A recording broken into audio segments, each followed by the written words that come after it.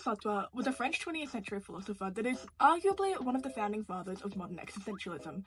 Put a pin in that word for later, keep it roaming in your noodle, because it'll be an integral part of Sartre's personal philosophies later on. Sartre was born in Paris in 1905 and died there too in 1980, but he did actually live in Germany for a year to study abroad in Berlin.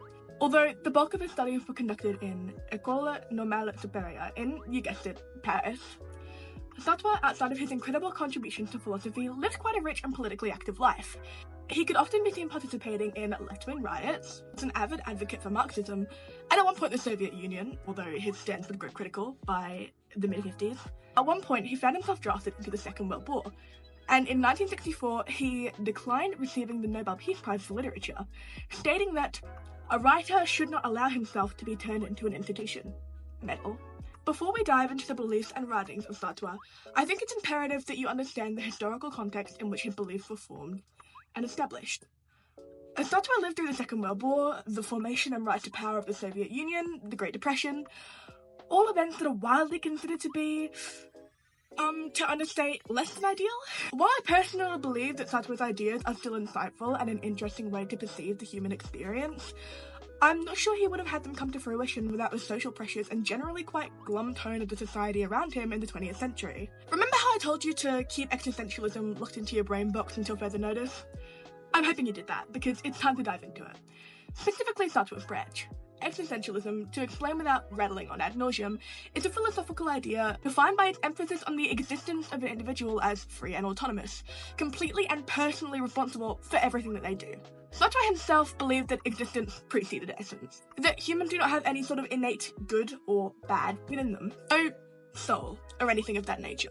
That might sound somewhat scary, but to me, I find that concept soothing. If your nothing is not the choices you make, that means that you are constantly defining and then redefining your own existence, a uniquely human experience.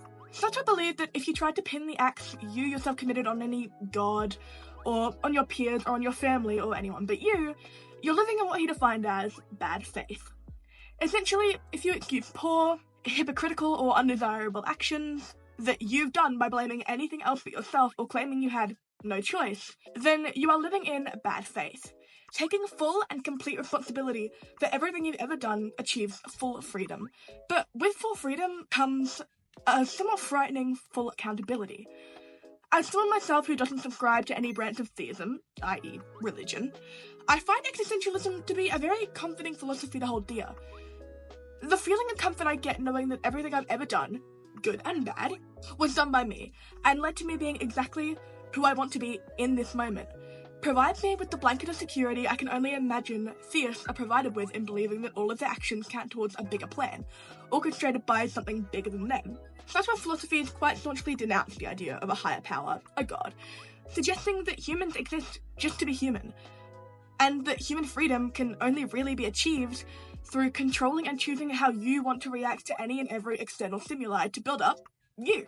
I actually read one of Sartre's works in preparation for this assignment to better familiarise myself firsthand with what Sartre proclaimed. His book, Nausea, written in the form of a diary, was so insightful and freely filled with moxie, unapologetically antisocial. Nausea is easily Sartre's most famous work, and truly for good reason. I won't spoil too much here, but if Sartre's ideas intrigue you how they did me while researching for this task, I implore you to read this work of fiction. To close this piece, I want to leave you with a question to ponder. Do you think that existence precedes essence? Or is it inverse? Do humans innately have something in them that makes them human? Or are we only human by our own design? Food for thought. Thank you for watching!